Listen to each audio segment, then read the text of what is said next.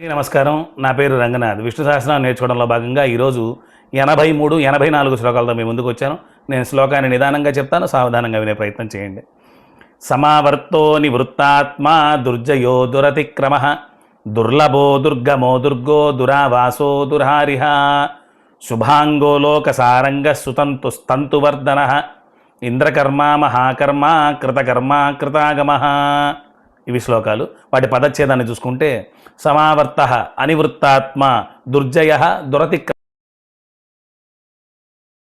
దురావస దురారిహ శుభాంగ లోకసారంగ సుతంతు తంతువర్ధన ఇంద్రకర్మ మహాకర్మ కృతకర్మ కృతాగమ.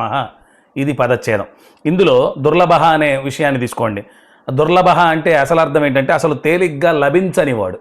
ఒకవేళ పరమాత్మ అస్సలు దేనికి లభించనివాడు, అంత తేలిగ్గా లభించనివాడు అయితే లభించడానికి కష్టమైన వాడికి మనం పూజలు, భజనలు, యజ్ఞాలు, యాగాలు, ఉపవాసాలు ఇవన్నీ ఎందుకు చేస్తున్నట్టు? ఏ ప్రయోజనం ఆశించి చేస్తున్నాం? అస్సలు దొరకని వాడి కోసం ఎందుకు ఇంత కష్టపడ్డాం అంటే గుర్తుపెట్టుకోవాల్సినటువంటి విషయం ఏంటంటే అస్సలు దొరకడం అంటే మీరు నేరుగా బయట అన్ని పాపాలు చేసేసి దేవాలయంకి వెళ్ళి కొబ్బరికాయ కొట్టేసి అందులో పువ్వు వచ్చింది స్వామిని చూపిస్తే తినేసి వెళ్ళిపోనానా అంటాడు తప్ప మీకు అనుగ్రహం కుదరదు. ఆ విధంగా దొరకనివాడు. మీకు ఏదన్నా ఒక మంచి కార్యానికి ఫలితం కావాలంటే ఆ మంచి కార్యాల పరంపర చేసి ఉండాలి. అలా కాకుండా ఒక్క పుణ్యానికి మాత్రం పరమాత్మ అని ఈజీగా లభించేవాడు కాదు అని అర్థం తీసుకోవాలి. దుర్గమ చాలా కష్టంతో మాత్రమే దొరికేవాడు. ఇందాక అసలు దొరకడం కదా, ఇప్పుడు చాలా కష్టంతో మాత్రమే దొరికేవాడు. ఆ కష్టం ఏంటి? నిబద్ధత, శ్రద్ధ, ప్రేమ. ఈ మూడింటిని చూపించగలిగేది నిబద్ధత. నువ్వు ఏం మాట్లాడుతున్నావో అదే నువ్వు చేయగలుగుతున్నావా?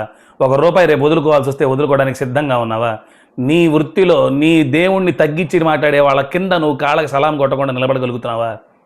ఈ నిబద్ధతను చూస్తాడు పరమాత్మ. దీనివల్ల నీకు రూపాయి రాకపోవచ్చు, కొన్నాళ్ళకి నువ్వు బతకగలిగే శక్తిని ఇస్తాడు.